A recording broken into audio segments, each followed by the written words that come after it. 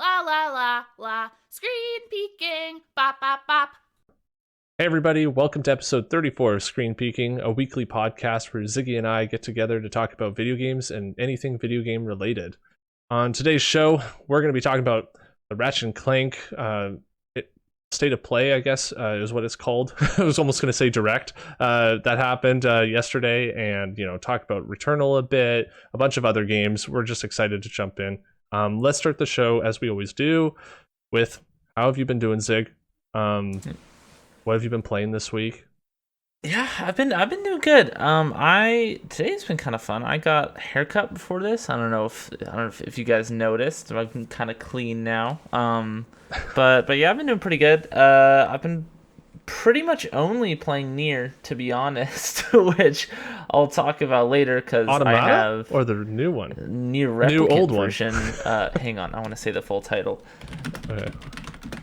Nier Replicant version 1.22 the 4744871139 ellipses on the Xbox Series X, which I've done my first two playthroughs of that, which, if you know anything about Nier, is not the full experience. So I will talk about it probably next week when I hopefully have it totally beaten, the full story. But yeah, I'll talk about that later for my official impressions. Nice. Not a real fan, though, because you didn't remember all the numbers.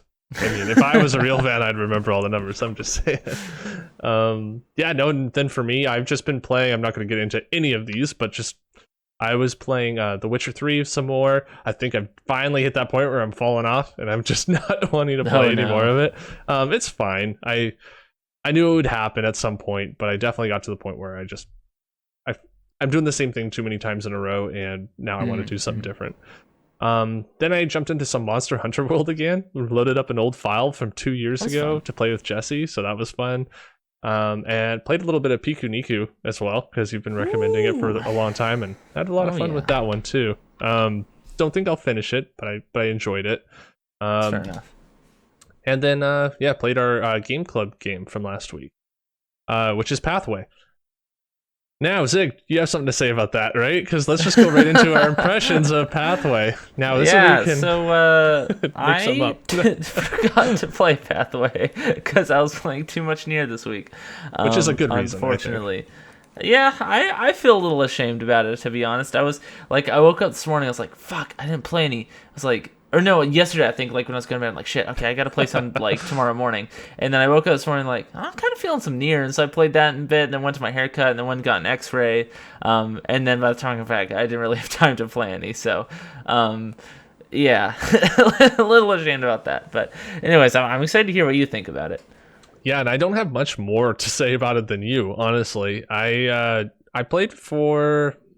I don't even know how long it was, but it wasn't very long. I basically started it up, went into, and actually so I didn't think I played this before, but I must have, but I don't think I got far because I don't remember actually installing the game. But basically I installed it, turned it on, it said continue. Interesting. And then maybe go, what the hell? I don't remember having a save file for this or playing this at all. So loaded it up, and I still definitely don't remember playing it. And so I started it up, saw it was like a Super Mario World, top-down view, choose the level. So I chose this little spot, and it was like, oh, there's a paragraph of information if there's this guy or whatever. Do you want to try to rescue him from some Nazis, basically? Okay, sounds good. So I start the level, and then it's a tactical kind of arena where it's very much, if you're familiar with the way I was comparing it to Wasteland 3 and the way the game and the combat was for that, it reminded me a lot of that, where you can move your unit. You have basically two actions where you can move first and then you can attack, or you can attack and then move. But basically you can do one of those things each, and then you go to your other character, and you have a bunch of units on your team, and you just move them around, fire at enemies, and depending on your positioning, you have a better chance of hitting with a firearm, or if you run up really close and you're one square of distance away, you can melee them, things like that. You throw grenades and all the little stuff that you can do in a tactical game like that. And I got my ass handed to me. It was the first level got destroyed, and as soon as I died, it just said, yep, I guess you failed, and you'll have to leave it for some other people to rescue this guy, or something it said something like that. And I thought, oh, that's weird. Pressed A, boom, I was at the title screen. And it didn't say continue. Interesting. It wasn't like just continue from your last save. It just said new game.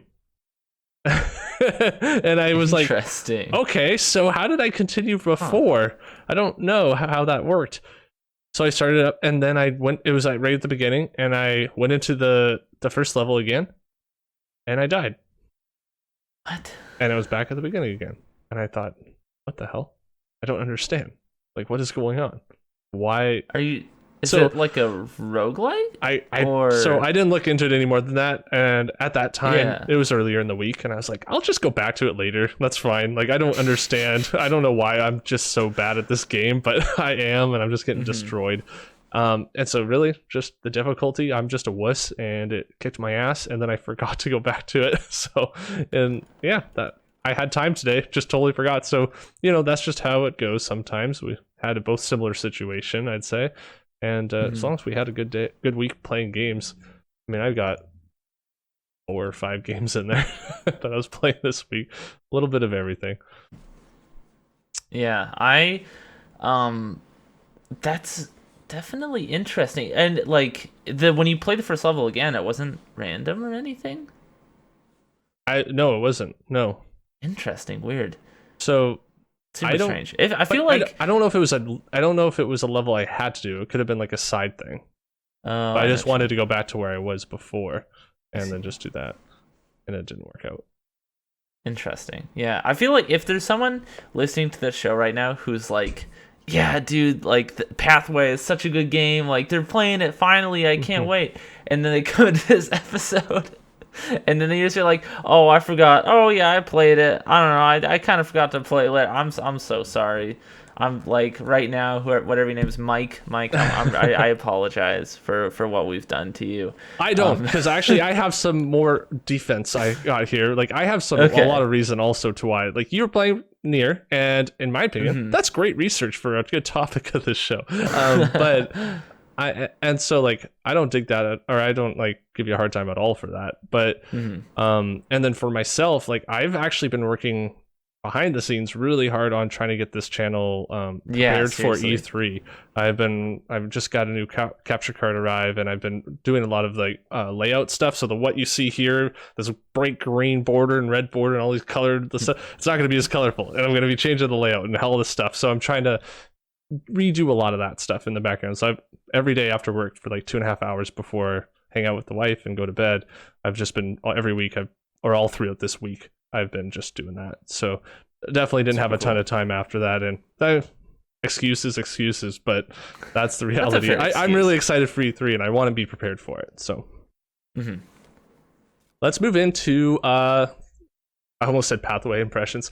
Your impressions of Nier, though. Like, I want to hear all about that, because you said I might like this more than Automata.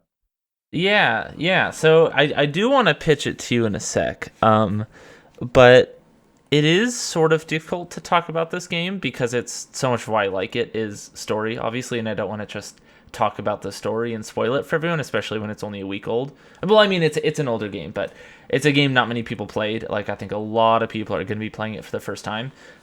So I don't really want to talk too much about the story itself. But the things I do want to talk about are how it holds up as a remake, remaster. I'm not really sure what to call it. It's kind of somewhere in between, I would say. And I think it does a pretty good job in terms of keeping true to the original and adding new meaningful content and that sort of thing. I think the areas where I would say it falters are, I'm not actually sure if it's just me not liking change or actually something that's not great, where like the new character models I think are okay to frustrating to me, where a lot of them I'm fine with, like, but I don't think they look amazing by modern standards, which I mean, it's an old game, it doesn't need to, it's running in an old engine. But there's definitely Kaine specifically as a major character, I really just don't like the way that she looks in here. And like I think her new character model doesn't necessarily fit who she is as a character as well. and maybe just the image I've built up of her in my head, is different now, so I don't like it. Like Right. that's definitely a very subjective thing.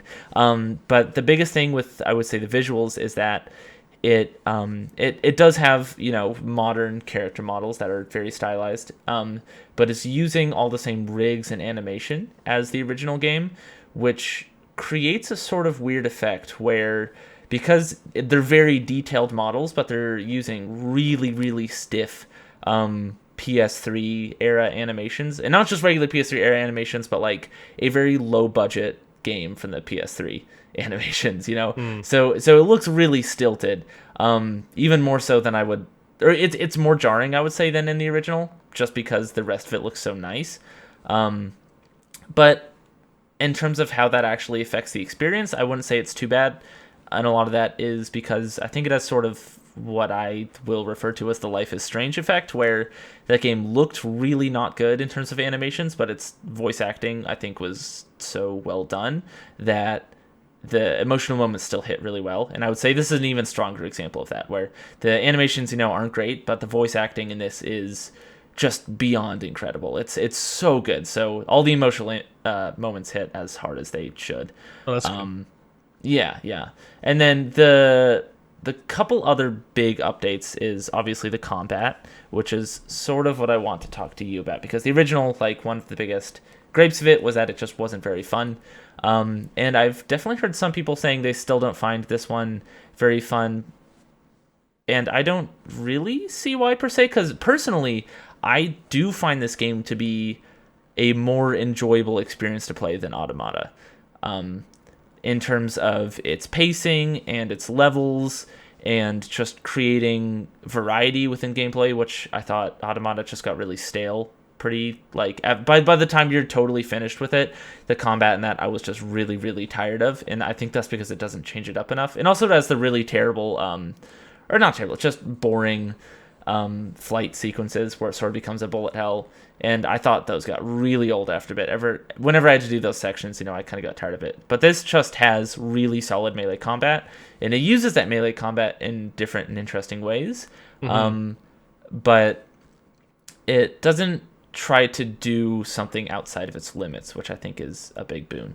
And that combat is really, really, really solid this time, where, yeah, when the combat designers from Platinum came in, reworked it to be closer to Automata, but I do think it feels heavier for sure, and in a good way, in more of a Soulsian way, I would say, even though I hate comparing things to Dark Souls, but it, like, it has more of that feel of your weapons are really heavy, and it's more the, like, swing a couple times, get out of there, swing a couple times, get out of there. It's more of that feel, I would say, especially with bosses, and which is interesting. It's very different from Nier, which was a lot of just mashing X and Y over and over again, occasionally dodging, and it kind of got boring. But I think this does have more tactics in that it is more of a bob and weave, like, in, out. The enemies have an armor, like a sort of breakable armor system, which I think is fun. That's cool. Where, yeah, instead of tougher enemies just being tankier, they basically just have thicker armor, which means not just they have a longer health bar, but just it's harder to break their armor. So you'll all usually use, like, a great sword and attach some like words that are called, but it's basically just how you sort of power up your gear. And I'll attach words to it that do help me break armor and break their guard and stuff like that. So I can go in and really shatter it and do some big attacks with that, and then attack those spots that are exposed with a spear or something and get some, like, high damage in that way. And there's more tactics that way of how you want to approach taking out enemies. And then where I think it really shines in terms of combat is the system it does with magic, where essentially the two shoulder buttons and the two triggers are all just your sort of, my Xbox just I heard the achievement pop.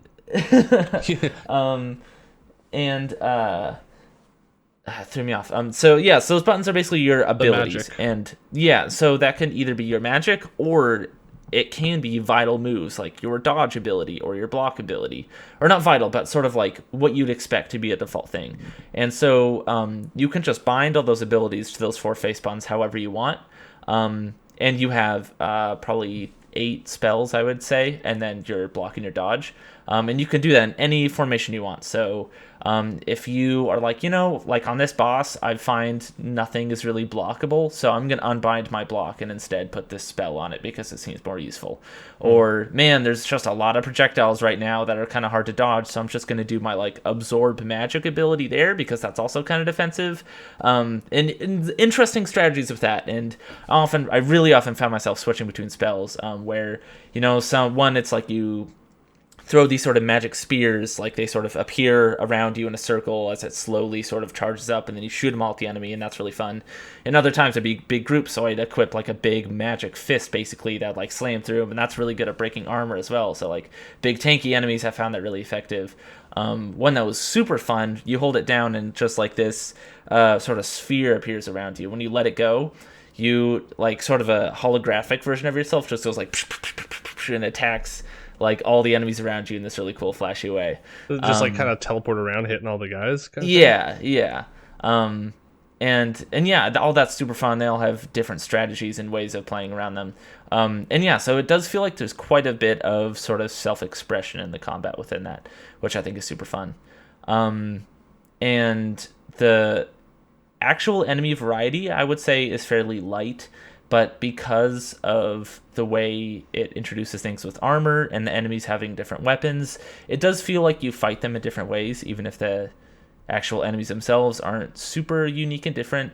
But yeah, like in terms of combat, I think it's really solid, and that seemed like it was, from talking to you about Automata, it seemed like that was one of your bigger things, that it just wasn't, it got dull. It like, because the combat is just kind of mashing X and Y a lot and holding down the button to shoot. I think the thing for Automata that stopped me from wanting to play was I felt like I was just doing A to B, and there wasn't much to do in between that felt meaningful. Like I felt like, okay, there'd be an enemy here or there, and I didn't enjoy the combat that much. So if I wasn't doing that, I was just picking up items that I felt just kept respawning and just being there, and I just didn't. I find that very fulfilling. Didn't find that very fun. So then I would just be getting to a spot so I could sit and do nothing and watch a cutscene, and that kind of got dull for me. And I didn't. So yeah, I don't remember how many hours I gave that game, but it definitely was like more than 4.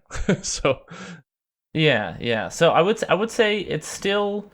There is a bit of a, what you're saying, sort of A to B structure to it, of you're going someplace, you're going another place. I think what makes it better is there's a lot more bosses scattered around, which does add quite a bit of excitement and variety to it. And they're really well designed bosses too, I would say. They're like big, multi-stage things, exactly what you'd want from something like that.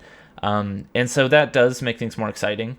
I would say the story is more straightforward than Automata's, which I think makes it a bit more accessible. Where Automata, right off the bat, it introduces a lot of things, and it waits a long time before it actually does anything with them, which, when you're playing it for the first time, can just be boring, because you don't really...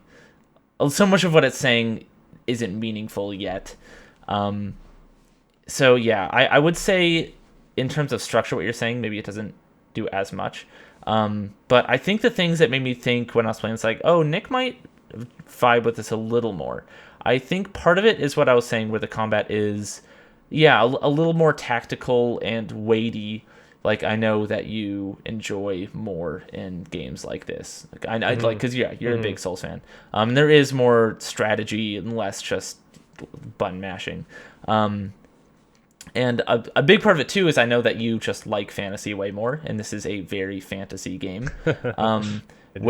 I do. Yeah, or at least on a surface level. Like, both of them are very sci-fi and fantasy sort of intertwined, but this one, just from a raw aesthetic standpoint, is like, you're in a medieval village and you're fighting, like, monsters as opposed to robots. And I think that could appeal more to you. I think I would not recommend that you spend $60 on it. But if this ever came to Game Pass, I would push you to try this one specifically, because I'd give it a try. I could see, if you were in the right mood for it, I could see you getting into it. Right.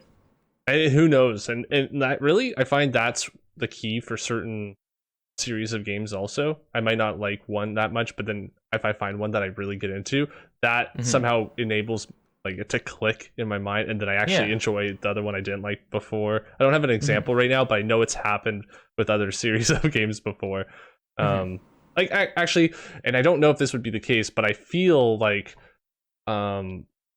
Wasteland 3, with the type of game it is, was never something I was into before, but now I'd be open to trying other games that do a similar kind of combat. Somehow it pulled me in, and I feel like it was just that perfect mix of like Fallout with it that made me actually enjoy that and actually push through the learning of what was fun with that. Anyways, so like I said, I would encourage you to try it. I do think you could have that experience where you're saying if you try this and it's something just clicks, and then if you go back to Automata, it would feel better, just because I think you would know what to expect a little bit more. Like, you were making fun of me before the show, being like, no, I can't say this is a review yet.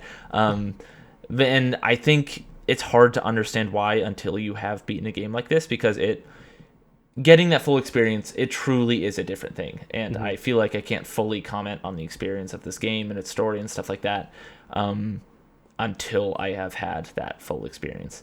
And talking about that, I want to talk about the new content in this game, because there is a whole new chapter in the main playthrough and a very radically different new ending to the game that adds a lot of stuff that I don't want to talk about. Yeah, there was 5 endings before, and now there 4 endings before, and now there's 5. And then ending is, I unfortunately had it spoiled for me, and I wish I didn't, because it is really fucking cool. And I wish it could have been a surprise, but I don't know why people do this. It was a thumbnail on YouTube, and it had just hard spoilers right in the thumbnail. It was so hate it annoying. when that happens. I know. And you played it right away too. That's too bad. Like, you would think that you'd get ahead of it. Yeah. Yeah. But the stuff I have played, because obviously I haven't played the new ending, but the new chapter in the game is really fantastic. I would, just from playing through it, I think it really shines as one of the better moments in the game, to be honest. Because a lot of this new content was previously short stories in the books and stuff like that before, and now it can finally be actually playable in the game, which I think is super fun. And yeah, this is a really, really strong little story that they added that sort of weaves itself throughout the whole game, where it gives you seeds of it through side quests early on, and then actually builds on it and does something really, really cool later, and it works really well in my opinion.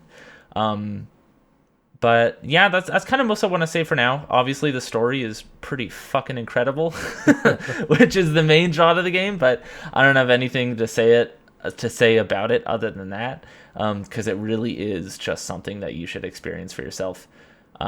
Oh, and actually, another thing I wanted to mention about why this game might hook you more, and I think hook everybody more, is the start to this game is way stronger than Automata's, where I do think that opening sort of demo, like when you're going through the factory and fighting those bosses, I think that's a really, really weak opening to the game. I think it does a bad job of showing you why this game is good and why you should be interested in it, because it starts with a flight sequence, which is is easily the worst part about that game. My least favorite part.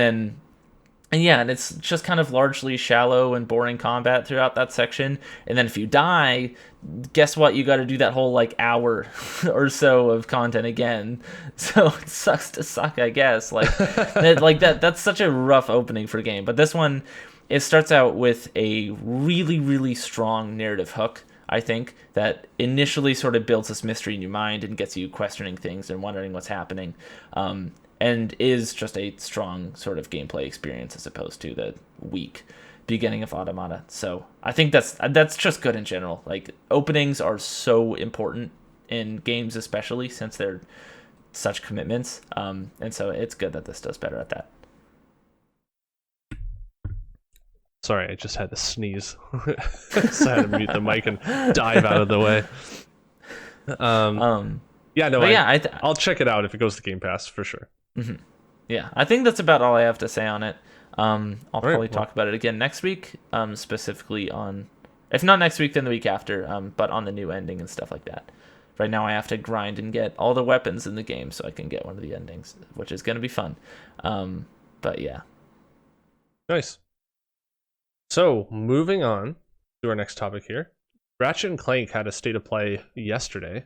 Well, I guess PlayStation had a state of play yesterday, showcasing Ratchet and Clank, and the Rift Apart game that's coming out in June. That game, I saw the gameplay way back when they showed it before last year, and thought the game looked. I was like, that's cool. It looks pretty good. Wasn't super. It's kind of one of those things where you go, yeah, you said it's gonna have fast loading. Cool, you're loading fast. It's kind of what I thought, because in my mind I can imagine something going fast, just as realistic as it looks. But looking at this gameplay, and I'm gonna play it here just a second. Have you seen this yet? Any of the gameplay on the newly released footage here? I haven't. No. Okay, I'm gonna put this up here. This so sorry for those who are listening, because now we're back on audio versions on Spotify and Google Podcasts and everything. But look at this world. It's just the detail here of just all the vehicles floating around here, all the geometry on the buildings and everything. Just like this game looks, and I say this, I've said this throughout the years, but I'm like, oh, it's like a CG Pixar film now, and it keeps getting better. But like now you got the ray tracing, you got the just better skills of people making these games, and the technology and the capability of the new hardware. I love seeing what a PS5 exclusive can do, because now you see Returnal, you see this game, you see Demon Souls, and those three are like legit only on PS5, right?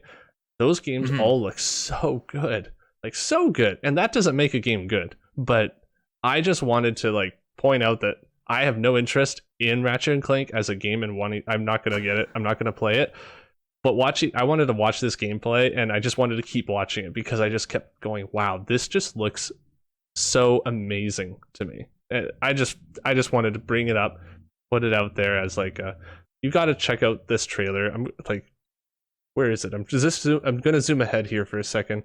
There's like a point where they're playing as I think Rivet, the female Wombax. This one, and like the jungle environment and everything, it just looks incredible. I was just so impressed when I was watching this, and was basically wanting to play this game purely because I like looking at it. But yeah, totally. That's about it for me. Yeah, no, we are very rapidly approaching a point where stylized graphics in video games is going to look basically perfect. Where like you're saying, it looks like a movie, and like it looks like it could have been pre-rendered, Totally. And I think once we reach that point in stylized graphics, I don't really know how it gets better technically, outside of just like great art direction and great animation and like actual artistic skills like that.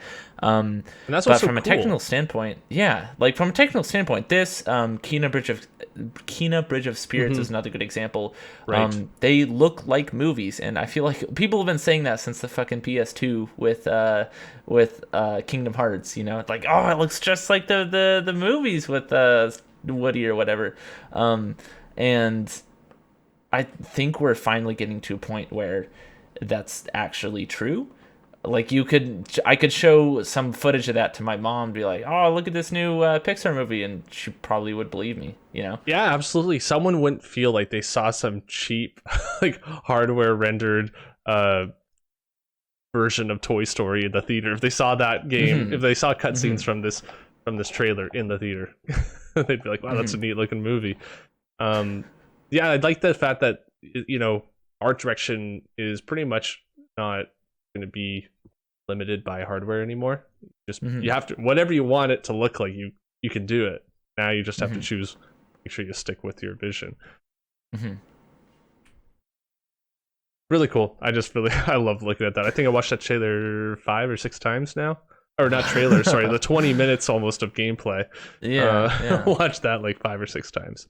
But yeah, I mean, for audio listeners, like that cityscape, it is very sort of almost cyberpunk-esque cityscape, with like the flying cars and the bright neon lights and stuff. And yeah, it is just gorgeous. Like the backgrounds of that are just so dense with detail and packed with lights and little things and just so many small things to look at, and it's really, really impressive looking.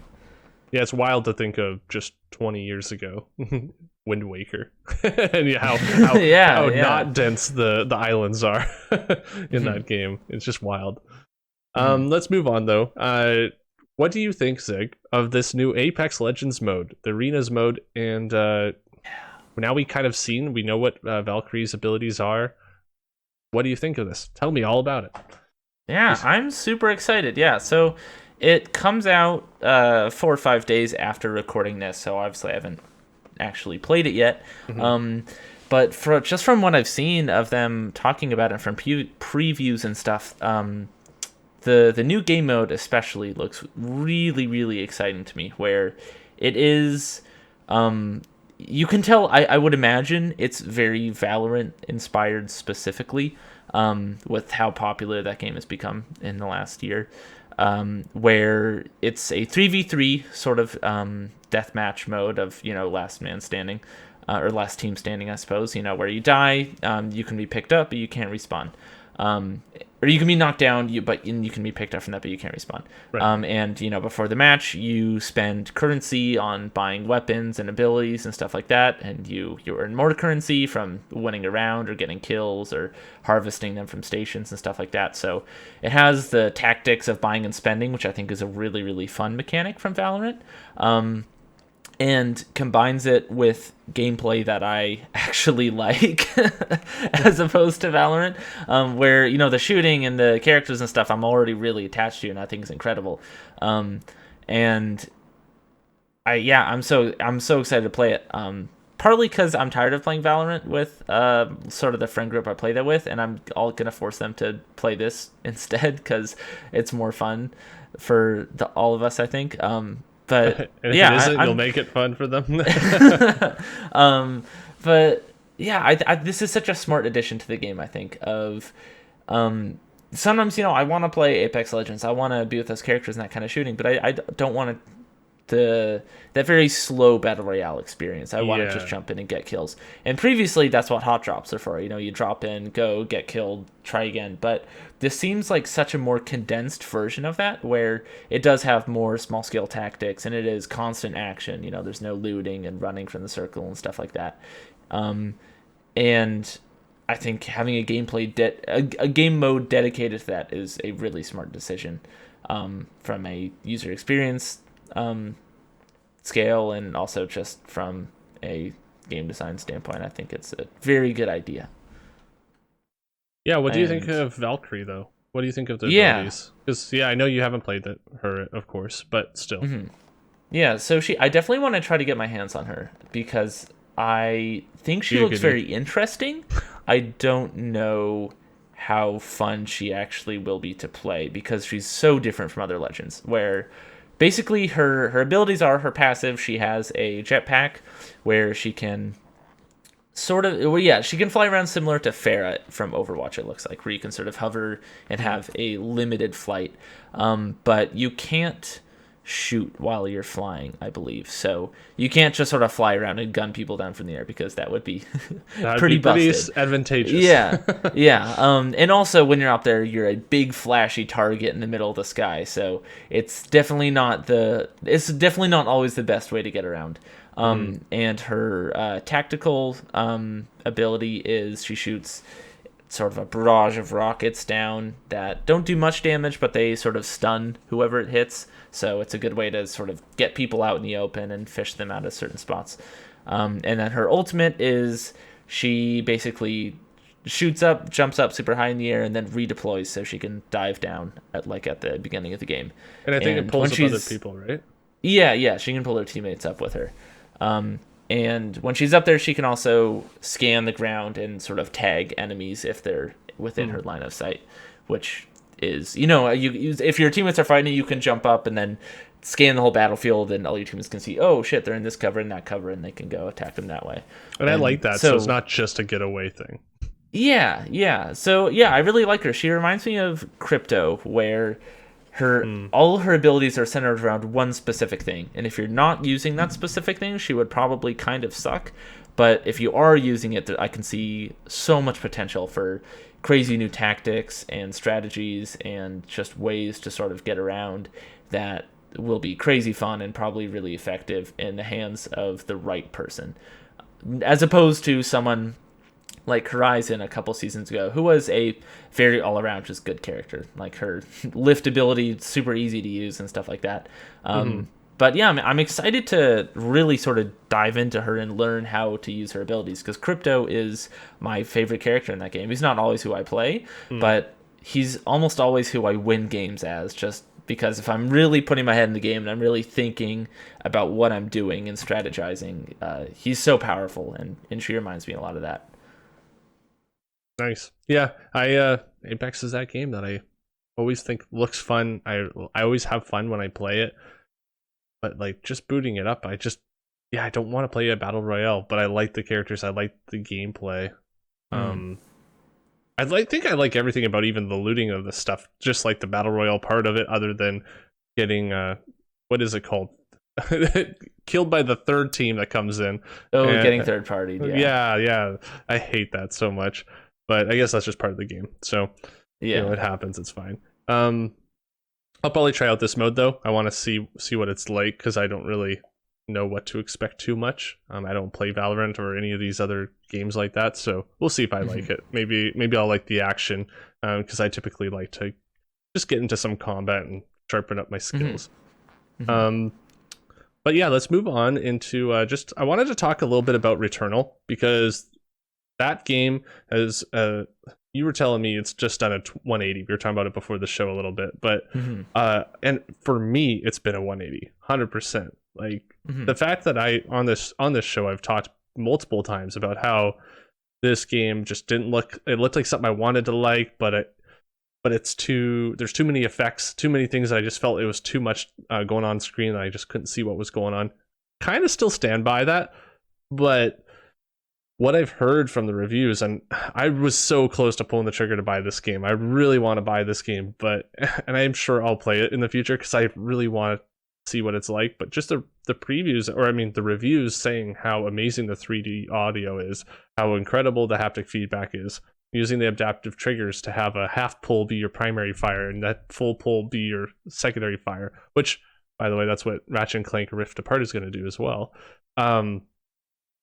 Feeling like the rain on the controller, kind of like Astro's Playroom. I'm so in on the atmosphere and how that game plays. It looks like it's very responsive.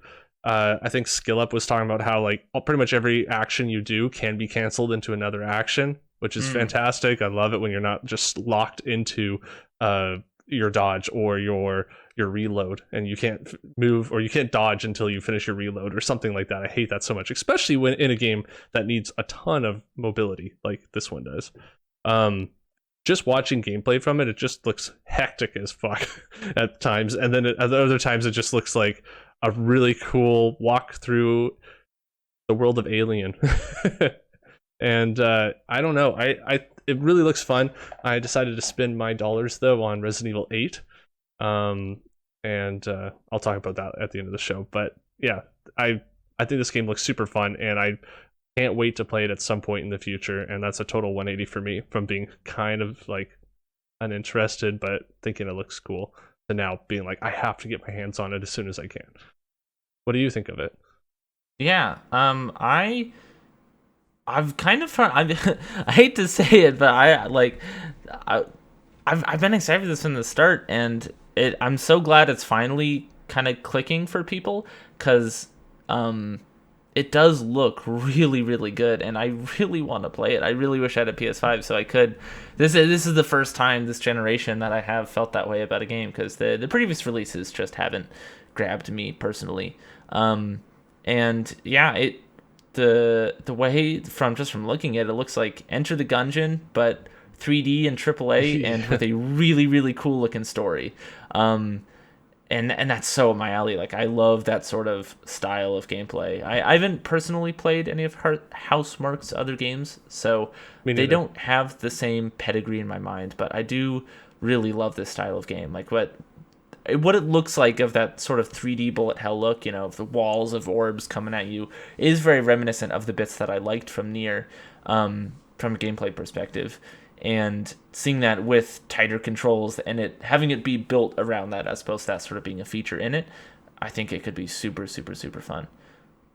Yeah, I think the main negatives that people are talking about with this game seem to be just purely around difficulty. If you want to call it a negative, right? Like some people don't, some people do, and that's fine. I haven't played it, so I don't really have an opinion on that, other than the fact that I think for me, like a roguelite kind of game that has I need to have some form of permanency in what I'm doing. Like if I am playing, I want to know if I lose that I'm getting some form of progression that is going to like continue forward, that the game eventually I will be able to beat the game, whether it's because it becomes so easy that I don't need any skill, or because I am being tricked into getting better at the game because I know I'm just like chasing that little carrot on a stick, and I want to get a bit more gold to unlock a new thing, or I want to find new weapons. And I like the ability to try new things all the time. But from what people are talking about, it sounds like there isn't much, if almost anything, in this game that actually carries forward when you lose. Now, I don't think that's bad, but for me, that is something that makes me not want to pay full price for the game, because I think if I was younger, back when I did have more hours to spend on stuff, I wouldn't mind spending an hour or more on something and then getting no progress. I do think it's different from, say, Dark Souls, where you can get knocked back to a checkpoint. Typically, your checkpoints, at least in Dark Souls 3, you're only having to go maybe 5 to 10 minutes forward to get to where you were again, and then try again and again. But there's not that much of that feeling where you go into a room and that could be your last room because of whatever you picked up. All of a sudden you're dead, and now you've lost an hour of progress, which is not my experience because I haven't played it, but that's what people are saying that they've had happen. And so if I put myself in those shoes, I would be pretty upset, because I don't want to be having to play 2 hours straight if I want to beat a game, or if I want to make progress in a game. I want to know I can play different amounts, and the fact you can't get a checkpoint or even put the game into sleep mode, apparently, that's just that's kind of wild to me, and kind of makes me go, damn, that really sucks. That's something I don't know if I would pay full price for myself. Do you have any thoughts on that? I mean, even Enter the Gungeon has an option to save mid run, so I really wish it had something like that for sure. And yeah, I mean, I do think roguelites need to be very difficult. Like I do think they need kind of an extreme level of difficulty, because you should be dying over and over again in the first room, Yeah. Like that's kind of the big hook of it. But yeah, I mean, if you're losing hours of progress, you start to wonder, like, are they kind of bloating out these runs a little bit too much? Like, should it be a half hour instead of a 2 or 3 hour run? Maybe. I haven't played it, so I can't really speak into that. But yeah, I do think if I had a console, I would be purchasing this game and playing it. But unfortunately, I do not. So yeah. Yeah, I always think of like Dead Cells, which is like one of my favorites, if not my favorite, and of roguelike. And when I play it, I just love the fact that I can collect cells, which I can spend then in order to purchase or get a little bit closer to purchasing a new drop that can appear in the game. Like, even just something like that feels awesome, because when you play again, now I might find that cool sword that does bleeding damage or something like that. And when you get to a new area, a new biome or whatever, you have a quick way to get to it the next run. You're not spending as much time on these weaker enemies. You're now getting back to where you were before a lot faster. I think that's important. Anyways, I don't want to talk about it too much. I was getting really into this here, but I just wanted to say, like, that's awesome. Returnal's killing it. Housemarque sounds like they've done a great job, and this sounds like they just need to play around with that difficulty or something for the people who are not as fond of it. But that's still, like, sounds like they're killing it. 86 on Metacritic right now, and that's awesome.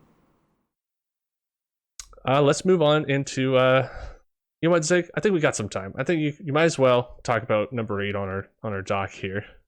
Okay. Xbox Game Pass. You got this. You just tell me. Just tell me. I'll just leave it to you. Yeah. So this morning, I mean, I assume a lot of people are getting this, but I got an invitation from Microsoft to join the beta for Xbox game streaming on iPhone, like the browser version. And so I went through that, I set it up, and I've tested it out before on Android, and my main thoughts on it were like, yeah, it's okay. I don't really think I'd use it much, partly because it's not on my, daily driver phone. It's on my weird burner, slightly broken Android that I keep in my closet that is bent for some reason. And so having it be on here, it's exciting because I would like to use it. But I did have some concerns from a experience standpoint because it isn't an app. It wasn't allowed to be an app on the App Store. So they went for a more browser-based solution for that. And I do think they actually did a really good job of implementing that, where I can go on there and just add it to my home screen. And when you do that with some websites, it adds it as more of a web app as opposed to just like a link to a website. And I think the experience on there is really smooth. Like it's fully responsive, it loads super well, and that's really great because oftentimes websites are slower than their app counterparts. But the experience on it, I didn't think was much worse than just the regular Game Pass app on my phone, and I'm really, really glad to see it. So yeah, I because it was just this morning, I only really messed around with it for maybe 15 minutes, where a lot of that was trying to get my controller to connect to my phone and realizing that I must have been doing something wrong. I'm not really sure, but I couldn't get it to work properly. And so I ended up trying out one of their touchscreen, like, optimized games. So I was playing Dragon Quest XI just because it's a game that I wanted to play, but I didn't want to waste my data cap on because it's kind of huge. And so I was playing a little bit of that, and I didn't really get too far in. But yeah, I mean, I love how it changes dynamically while you're playing. So if I go into, say, a cutscene, most of the buttons go away, except for the ones that will maybe skip the cutscene or go into a menu, which is great because I don't need joysticks, I don't need shit like that in there. If I am just browsing through menus, it'll just be a D-pad and the buttons. If I things like that. So it like optimizes what's on screen to match what's in the game, and that is really, really smart. That's exactly what I wanted. Unfortunately, because it is still a console game streaming to my phone, it doesn't have things like I can't touchscreen scroll through menus, or something like that. Or there's a part where I'm typing in my name because it's a JRPG for the character, and I did still have to scroll through with a virtual D-pad and type in my name like that, which was kind of annoying. But I don't really know how they would implement it otherwise because it is, like I said, it's a console game streaming to your phone. But yeah, I think the experience of it was way slicker than I was expecting. So if you are on an iPhone, I would totally recommend doing this if you have Game Pass Ultimate and are able to join. And from here, I mean, I'm excited to see this be on my computer, and also, to be honest, excited for this to be on my Xbox, because sometimes I just want to try a game without actually going through the whole process and waiting to download it. Or on my smart TV and things like that. I'm really excited to see it go actually, everywhere. Literally everywhere but PS5. Exactly. Or, I mean, if it's a browser-based solution, then who knows? If you can just open up your browser on your PlayStation and play it, like, that would be really weird to see. But yeah, it's a really smooth and impressive experience for what it is. Nice. I like Game Pass as an option. I think it's fantastic. I look forward to seeing what happens in the future with that. Let's move on though to our favorite 50 games of all time. We're on to number 37. Ooh. Yeah, making some good progress. We're making our progress towards number 1. I'll start today. And I'm going to start with my game, which is The Forest. Sorry, my eye's just killing me today. I don't know why. It feels like there's something in there. It might be a cat hair because I'm allergic to my cat, but we'll see. The Forest. I am such a moron, and I should have looked up the developer for this, because I want to give him a shout out, because I am really looking forward to The Forest 2 or Sons of the Forest. End Night Games, it looks like. I just found it. Yeah, End Night Games. So, they made this game. It's basically just like a survival game where you crash land on this island. I played it way back when it was in early access, and it had a lot of bugs and stuff.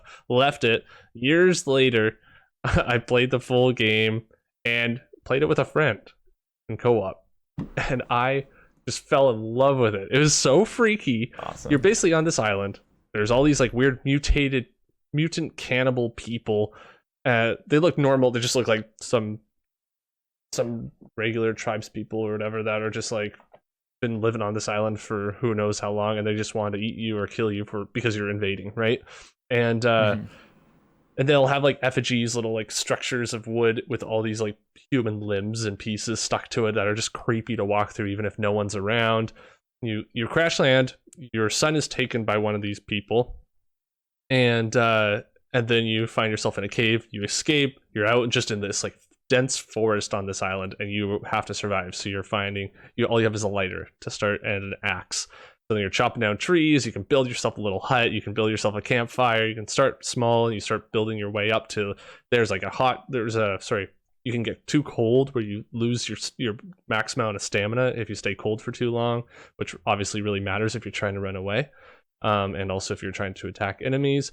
You can craft items together and make things. You can add like teeth to your weapon to cause more damage or bleeding or something like that. And it's crazy how much they added to the game for you to create and craft, and it's a ton of fun just exploring the caves.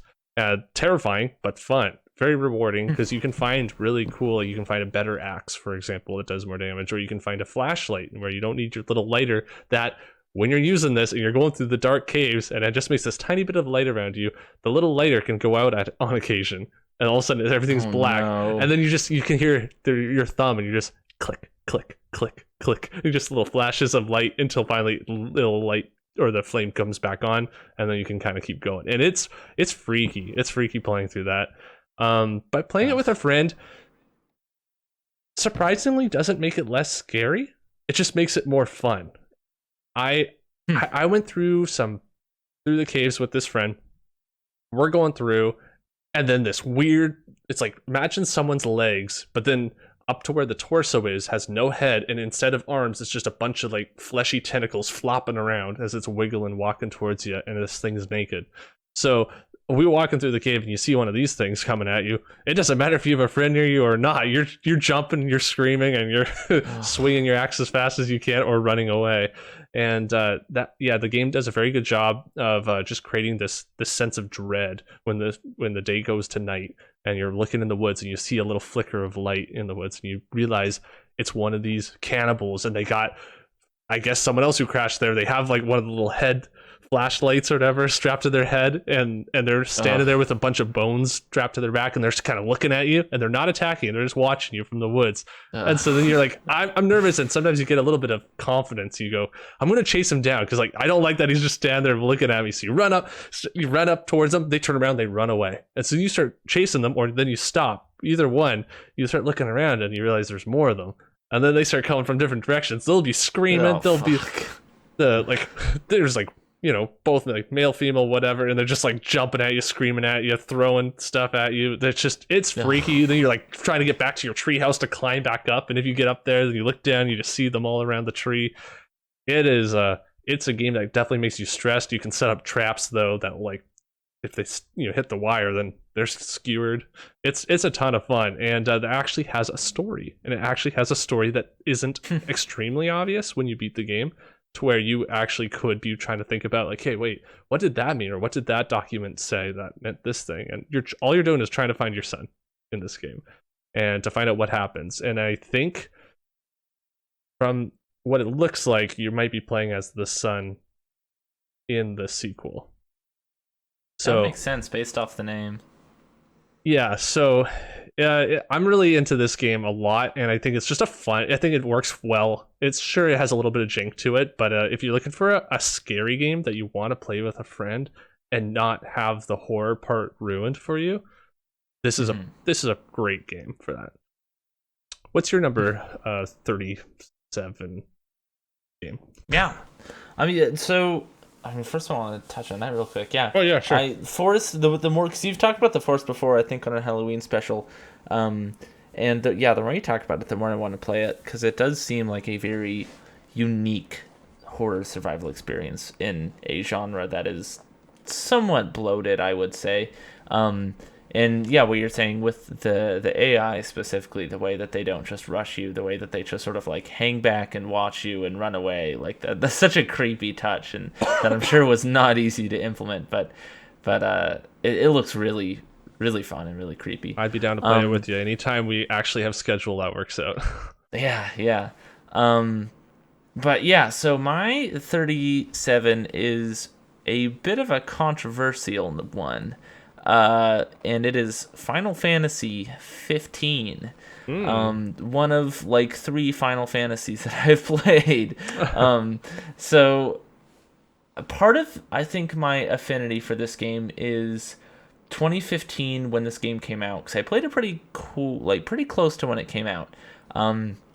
And that was about the time where I was really getting into video games beyond just weird random like shuffleware on my Wii. And starting to realize what like a good video game is, and whoa, video games can tell really like impactful stories. I didn't really know that was a thing. And playing this was definitely one of those formative experiences with that.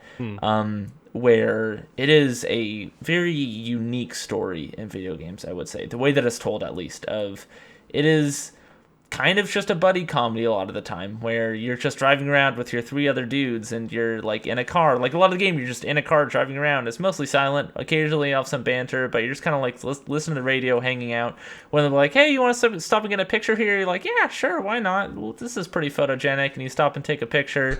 And it's just like, it has such fun, chill vibes with that then contrast against some like really heavy melodramatic shit that happens later in the game. And I think both of those work because the other exists. Like the sad moments hit because you have such a bond with these characters, and those cozy moments hit because it is kind of a grim world. And it definitely isn't perfect. Like the latter half of the game, I think, does get a little iffy in some places, especially looking back on it now that I have like played more video games and have a bit more of a knowledgeable take on games, I guess. I don't really know how to say that without sounding snooty. Too late. But it kind of is. But, without being, how old was I played that?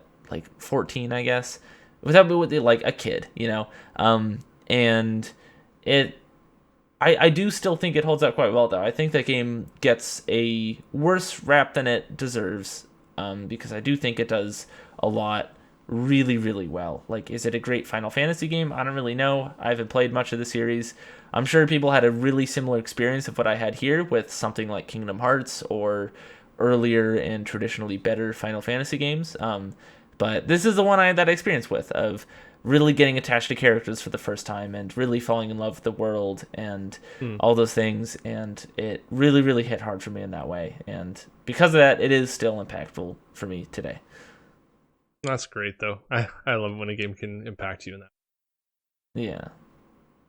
I only played the demo for that, so I don't have a lot to say. The demo was weird, too. The demo has like nothing like on to a do toy with the box actual or game. something like that. Yeah. It's odd. Yeah. That was a long time ago. Yeah. Let's just talk about really quickly. I wanted to give you an opportunity, at least if you wanted. I don't know if you do or not want to talk about what you have coming up. Yes. Oh, no, yeah. Maybe so. I'll talk about that. Yeah. Okay. So I have another podcast coming down the hole. Yeah, I kind of teased this last episode. It is called The Vertical Slice, where it's sort of similar to what we do with Game Club on this show, but it is a lot more in depth in that we have to actually beat the game at least once, and really get a sort of critical eye and view on it, like breaking apart the level design and specific pieces of the level design. Why does it work? How does this enemy moving of like draw your eye here and do these things? And so it is definitely real nerdy in that way of diving into what makes games tick. With just one game not every week, but what like it takes time to make each episode because, like I said, we have to really play and really analyze and take notes in these games. But yeah, I mean, so if you're into what we're doing at the beginning of the show here, I would say check it out because it is similar to that, I would say. So the first episode for that should be coming to podcast services soon, I hope. Probably quite soon. We're just kind of finishing up the editing process now and finalizing, making the thumbnail and the description and all those sort of logistical things on the side of putting out a podcast. But yeah, I'm hoping that'll be out soon. The first episode we're doing is on Dusk, the shooter that I've talked a little bit on here while I was playing it. And yeah, I am proud of how the first episode turned out, so I'm excited for everyone to listen to it. Cool, and I'm sure you'll let us know when you actually have an actual. So that'll be fun. I will. Awesome. I'm looking forward to it personally, and I'm planning on just Awesome. I'll just give you 300 requests for other games to play. I also wanted to just quickly before we end the show today mention that next week. So I'm not sure actually when the episodes will come out, but as soon as possible, next week is when Resident Evil 8 comes out. So Taylor, my wife, and I are going to be playing through this game. She doesn't want to be on camera. She's shy, but she's willing to put her voice in there. So she'll be sitting beside me just at a screen. I'll be recording. You'll see the gameplay. You'll see me. You'll hear both of us. And I'll be editing the videos down to a little bit more of a bite size. Who knows how long they'll be yet? I have no idea, but definitely try to keep it more entertaining so you're not sitting through hours of this gameplay. And yeah, we'll see how it goes, but I'm really looking forward to it and seeing how it goes next week. So look forward to that in probably just over a week from now. Awesome. Yeah, that'll definitely be fun, I think. Yeah, we don't get a chance to play a game together too often, but we did play through Resident Evil 7 together, and we played through The Last of Us Part 2 together. So I think there's that bit of something about going through a horror game together has just been a lot of fun, and sometimes the stuff she says just at least makes me laugh super hard. So I'm like, we gotta just at least get her voice in there. The stuff she says is hilarious. Yeah, so I'm looking forward to it. Now let's move into the last part of today's show, and that is just our game club game for this next week, which we will play. This one is going to be Second Extinction. It's on Game Pass. Just came out on Game Pass. We'll give it a shot, see what it's like. I think it looks like it's going to be more of a Left 4 Dead kind of with dinosaurs. And I'm all for that. So we'll see you guys next week. And if you're interested in following us anywhere, just check out the description below. Please leave a like and subscribe if you like what you've heard today. It really means a lot to us. And yeah, especially if in the comment, let us know how we can do better, and or let us know what you would suggest as a game club game in the future. Love to hear from it. Yeah, with that, I'm going to end the episode. Thanks for watching. We'll see you guys. Or I guess listening. Oh, yeah, right. The podcast is on back in the audio form. Yay! I forgot to mention that at the beginning of the episode. I finally figured out how to get us back onto podcast services, but unfortunately, I lost the ability to remove the old account or even to add to the old account. So it's just kind of sitting there in limbo. So if you're interested in, re-following or subscribing to wherever you like to listen to your podcasts, just look for it's down here, the little circle screen peeking icon. The old icon was square.